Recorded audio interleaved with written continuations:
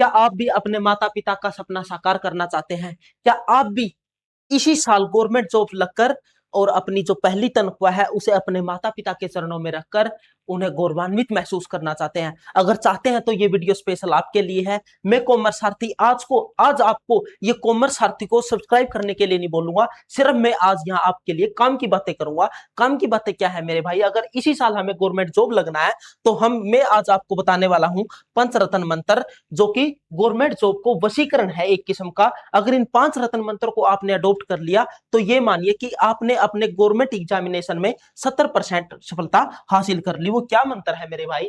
पंचरत्न मंत्र है जो गवर्नमेंट जॉब को वशीकरण करेगा। वो क्या है? सबसे पहला मंत्र है कि आपको सब निर्णय करना है मेरे भाई। सब निर्णय क्या? कि आपको एकांत में बैठकर 2 मिनट के लिए मौन होकर आंखें बंद करके ये सोचना है कि मुझे अब की बार गवर्नमेंट जॉब लगना है। लगना है तो क्यों लगना है? अगर आपने इस क्यों को फाइंड आउट कर लिया ना मेरे भाई, इस क्यों को, तो मैं ये बात जरूर कहूंगा कि आपको अपनी इस जर्नी का अहम पावर आपने अचीव कर ली, क्योंकि जो इंट्रिंसिक मोटिवेशन है, जो आपका आंतरिक अभिप्रेरणा है, जो वो आपने फाइंड आउट कर ली है। फिर आपको बाहरी जो मोटिवेशन है, अभिप्रेरणा है, उसकी कोई जरूरत नहीं रहेगी। सिर्फ ये क्यों वर्ड है ना, ये आपको हमेशा स्टडी के लिए तत्पर करेगा, स्टडी के लिए आपको रेडी करेगा। दूसरा पंचरत्न मंत्र क्या है मेरे भाई? वो है आपका स्थायित्व रतन। स्थायित्व रतन क्या है? कुछ चीजों को आपको प्रिपरेशन करने से पहले अपनी लाइफ की कुछ चीजों को फिक्स करना होगा। वो फिक्स क्या क्या करना होगा? सबसे पहले तो आपको अपना स्थान फिक्स करना होगा। स्थान में आपको कि आपके आपके घर रहकर आपको स्टडी करनी है या आपको किसी पीजी हॉस्टल में जाकर आपको स्टडी करनी है। अगर आपको घर रहकर स्टडी करनी है तो आपको आइसोलेशन में बैठकर अपने एक एकांत कमरे में बैठकर तैयारी करनी है या किसी लाइब्रेरी को ज्वाइन करके तैयारी करनी है। ये अभी डिसाइड कर लेना है, क्योंकि एग्जामिनेशन टाइम के बाद आपको ये चीजें बहुत दिक्कतें देगी। इसी करके अभी राइट डिसीजन आपको ले लेना है।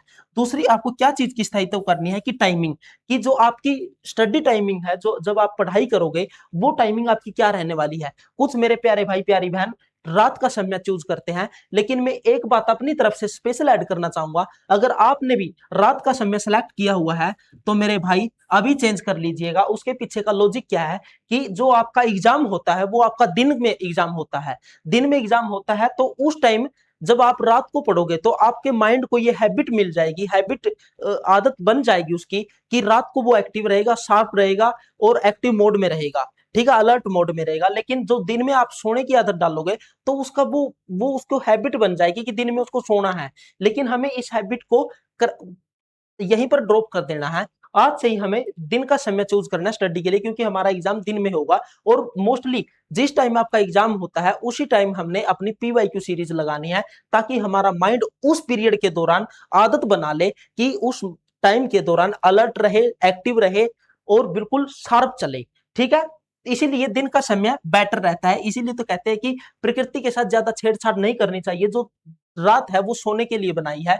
चाहे आप कितनी थोड़ी देर सोइए, लेकिन रात को सोइए। दिन में आपकी स्टडी होनी चाहिए, क्योंकि आपका एग्जाम दिन में होगा।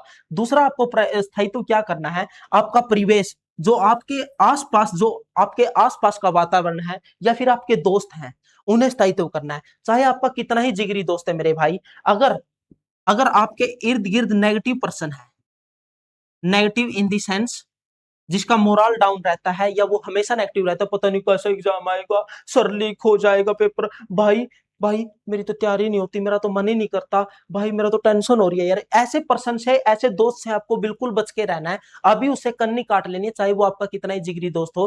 क्योंकि भाई अगर आपको ये सक्सेस मिलेगी ना तो फिर आपको, आपके पास भरपूर समय होगा उसके साथ चिल करने का। लेकिन उससे पहले आपको अपना देखना है, इस नेगेटिव पर्सन से दूर रहना है। दूसरा पर्सन किससे दूर रहना है? जो जो चापलूस बच्चा है।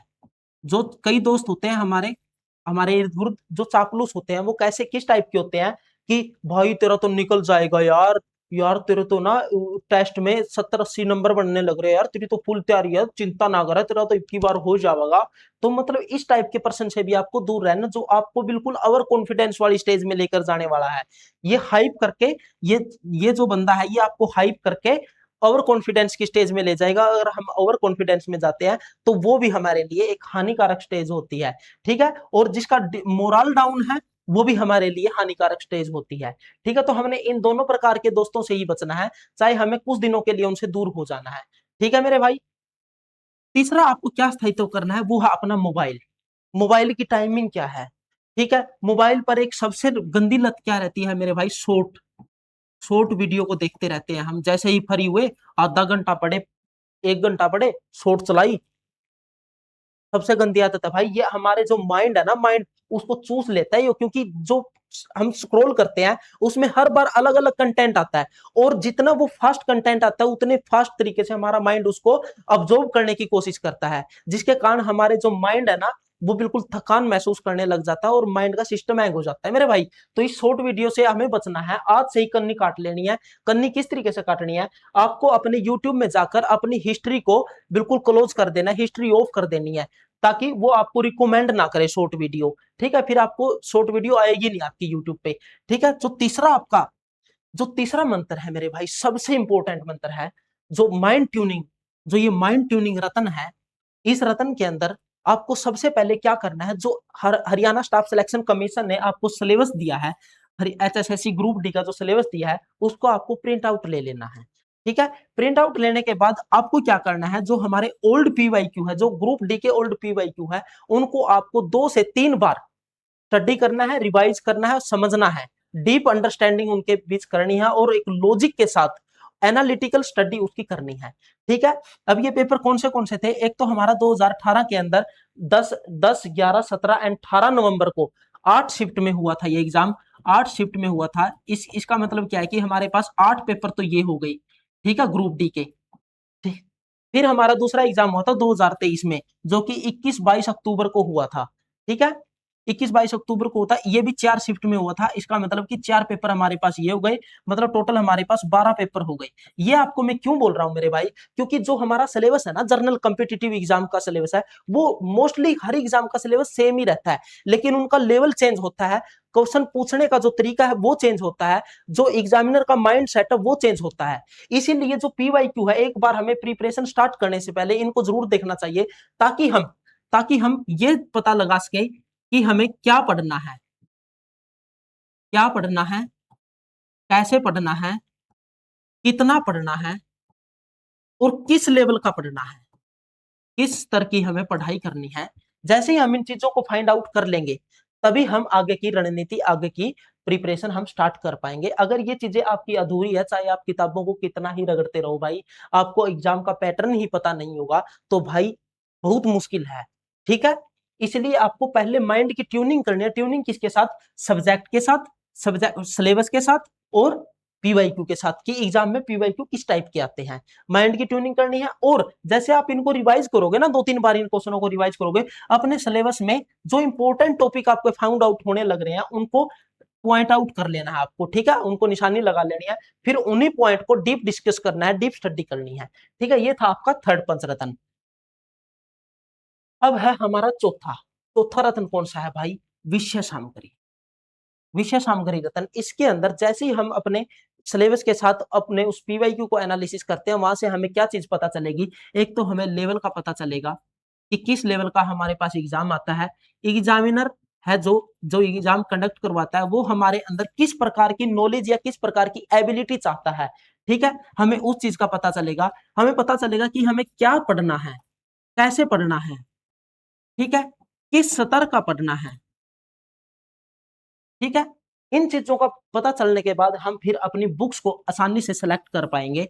फिर हमें इस बुक्स को सिलेक्ट कर लेना है कि कौन सी बुक पढ़नी है। देखिए मेरे भाई, भंडार इकट्ठा करने की कोई जरूरत नहीं है। आप एक सब्जेक्ट की केवल एक बुक लीजिए, उसी को बार बार रिवीजन कीजिए, ठीक है, यही सबसे अच्छा तरीका है।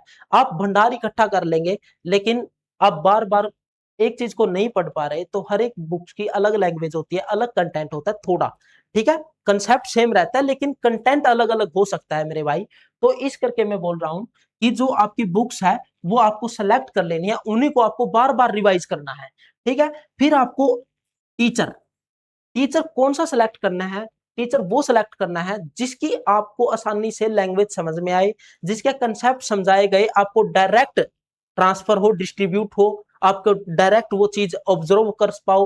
क्योंकि भाई कई बच्चों के मन में वहम रहता है कि यार मैं तो उस टीचर से पढ़ूंगा, बहुत अच्छा है, रेप्यूटेड टीचर है। लेकिन भाई वो रेप्यूटेड तो है, बहुत अच्छा है, मैं मानता हूं, लेकिन अगर उसकी जो उसका पढ़ाने का तरीका वो आपको समझ ही नहीं आ रहा, तो आपके लिए तो बेटर नहीं हुआ ना वो। आपको अपने हिसाब से देखना है कि आपके लिए बेटर कौन सा है। जिस टीचर की आपको समझ में आई आसानी से उसी टीचर को फॉलो का टाइम है मेरे भाई, वैकेंसी आ चुकी है और मोस्टली जो आपका एग्जाम है वो आपका नवंबर या अक्टूबर में हो जाएगा एग्जाम। इसीलिए मैंने लिखा है कि 100 दिन की जो ये रोड मैप मैंने ये आपको बताया है। ठीक है, जो आपका पांचवा रतन है मेरे भाई, पंच रतन का पांचवा रतन ये है आपका आगाज रतन। आगाज किस तरीके से करना है आपको अपनी स्टडी का, यहां तक आप फाइंड आउट कर चुके होंगे कि आपको क्या पढ़ना है, कैसे पढ़ना है, ठीक है, किन बुक से पढ़ना और किन टीचर से पढ़ना है, यहां तक हम डिसीजन ले चुके हैं इस चीज का। अब हमें डिसीजन लेना है कि कितना टाइम देना है भाई, क्या क्या हमारा फॉर्मूला होना चाहिए, क्या क्या रूल होना चाहिए। उसके दो रूल है। एक तो रूल है कि ये है वीकेंड रूल, ये है आपका वीकेंड रूल। इसके अंदर आपको क्या करना है, इसके अंदर आपको करना है कि 5 दिन तो आपको अपने कंसेप्ट को बिल्ड करना है। आपको कंसेप्ट को बिल्ड करना है, क्लैरिटी लेकर आनी है कंसेप्ट के अंदर, चीजों को समझना है। ठीक है, जो 2 दिन है आपके, जो वीकेंड के 2 दिन है, वो उनमें आपको रिवीजन करना है। उनमें आपको जो आपने 5 दिनों में, लास्ट 5 दिनों में स्टडी किया उनको भी, उनको रिवीजन करना है। ठीक है, फिर दूसरा रूल क्या कहता है मेरे भाई, दूसरा रूल कहता है 8+4+2। ये क्या है, ये डेली का है, ये आपका डेली का रूल है। इसके अंदर आपको क्या करना है, आपको डेली 8 घंटे तो आपके कंसेप्ट को बिल्ड करना है, कंसेप्ट को समझना है, चीजों को लॉजिकली समझना है, अंडरस्टैंड करना है अच्छे तरीके से। फिर 4 घंटे आपको क्या करना है, 4 घंटे डेली रिवीजन करना है मेरे भाई, डेली रिवीजन करना है। और 2 घंटे आपको क्या करना है, 2 घंटे आपको प्रैक्टिस करनी है। प्रैक्टिस किसकी, पीवाईक्यू की, पीवाईक्यू की प्रैक्टिस करनी है। और ये प्रैक्टिस का जो टाइमिंग है, ये आपका मोस्टली कोशिश कीजिएगा कि आपका 10 से 12 या फिर 3 से 5, ये आपकी प्रैक्टिस की टाइमिंग रहे, क्योंकि इसी टाइम हमारा हरियाणा स्टाफ सिलेक्शन कमीशन ये एग्जाम कंडक्ट करवाता है। ठीक है, ताकि आप इस टाइम पीवाईक्यू करें तो आपका जो माइंड है उसकी एनालिटिकल थिंकिंग, लॉजिकल थिंकिंग वो डेवलप हो, एक्टिव रहे, अलर्ट रहे। अभी से अपने माइंड को ये हैबिट हमें डालनी होगी। और जो रह गया हमारा 6+4, क्योंकि यहाँ हमने कंज्यूम कर लिया आपके एक दिन के 14 घंटे हमें यहाँ कंज्यूम कर लिए। अब हमें जो हमारे पास बचे 10 घंटे, इनमें से हमें क्या करना है, 5.5 घंटे की तो हमें नाइट, 5.5 घंटे की जो है वो रात को नींद लेनी है। ठीक है, और जो आधा घंटा का है वो हमें पावर नैप लेना है मेरे भाई दिन में। ये बहुत जरूरी है लगातार माइंड को रिवायर करने के लिए, माइंड को अलर्ट मोड में एक्टिव लेकर आने के लिए, माइंड को दोबारा साफ करने के लिए ये आपका पावर नैप बहुत जरूरी है। ठीक है, ये हो गए हमारे 6 घंटे। बाकी के 4 घंटे ये आप अपने हिसाब से मैनेज कर सकते हैं जैसा आपको उचित लगे। बाकी इस जो ये फॉलो मैंने बताया आपको, जो ये स्ट्रेटेजी बताई है मेरे भाई, इसको स्ट्रिक्टली इंप्लीमेंट करके देख लो, 3 महीने 100 दिन इंप्लीमेंट करके देख लो, ग्रुप डी आपके हाथ में होगा, आपसे कोई नहीं छीन सकता। 100% आप ग्रुप डी का एग्जाम क्रैक करोगे। ठीक है, अगर आपने इस पंचरत्न मंत्र को अडोप्ट कर लिया। लेकिन इसके साथ मेरे भाई आपको अपना डिसिप्लिन मेंटेन करना पड़ेगा, आपकी कंसिस्टेंसी मेंटेन करनी पड़ेगी। डिसिप्लिन इन दी सेंस, जो अगर आपने जो प्लानिंग कर ली ना, वो कर ली भाई, वो करनी है। चाहे आप बुखार हो, चाहे आप बीमार हो, चाहे आंधी आए, तूफान आए, लेकिन आपको अपनी जो दिनचर्या है, जो आपने अपनी स्ट्रेटेजी बनाई है, उसको आपको इंप्लीमेंट करना है डेली बेस पे। थैंक यू, मिलते हैं नेक्स्ट टाइम नेक्स्ट वीडियो में।